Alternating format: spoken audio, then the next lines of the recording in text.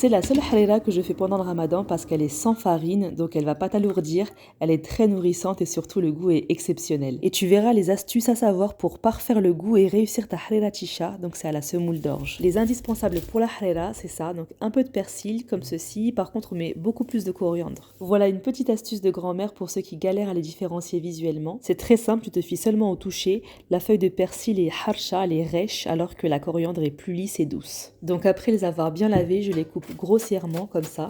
Là on va cuisiner ensemble, donc prépare tes ingrédients, je te donne absolument tout. Donc je mets la moitié d'une courgette, une pomme de terre, un oignon, 2 carottes. On n'oublie surtout pas le petit morceau de courge, c'est l'une des astuces qui donne un goût doux et légèrement sucré. Et enfin 2 gousses d'ail. Bon, la partie commis est bientôt finie, il ne me reste plus qu'à couper mon jarret de veau en morceaux et ensuite on balance tout dans la marmite. J'ai mis environ 3 cuillères à soupe d'huile, on va d'abord faire revenir la viande avant d'ajouter le reste. Alors c'est important de la laisser brunir parce qu'elle va libérer ses sucs. Et en faisant ça, tu as créé 50% des saveurs et des arômes de ta harira. Et quand ça colle, n'hésite pas à gratter le fond justement pour récupérer ses sucs.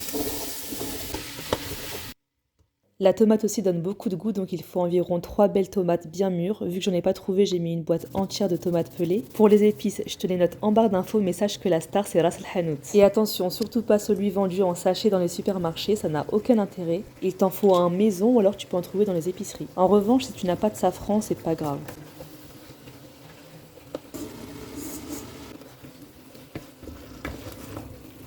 On verse 2 litres d'eau, de préférence chaude pour accélérer la cuisson, et on couvre. On laisse mijoter jusqu'à ce que la viande et les légumes soient cuits, ça prend environ 20 minutes.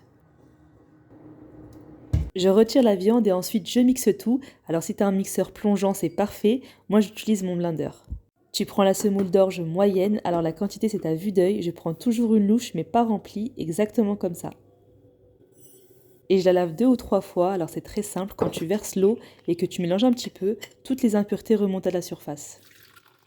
Donc après avoir mixé la harira, vu que la consistance est épaisse, je rajoute un demi voire 1 litre d'eau. C'est bon, dernière ligne droite et on a fini. Je remets la viande, une deuxième cuillère de ras el hanout. On attend que ce soit bien chaud et on met chicha. Et enfin tu laisses cuire pendant 20 minutes encore en mélangeant régulièrement pour pas que l'orge colle au fond. On obtient une très belle couleur, là comme tu vois la semoule d'orge a gonflé pendant la cuisson, donc il n'y a vraiment pas besoin de farine pour épaissir la harira.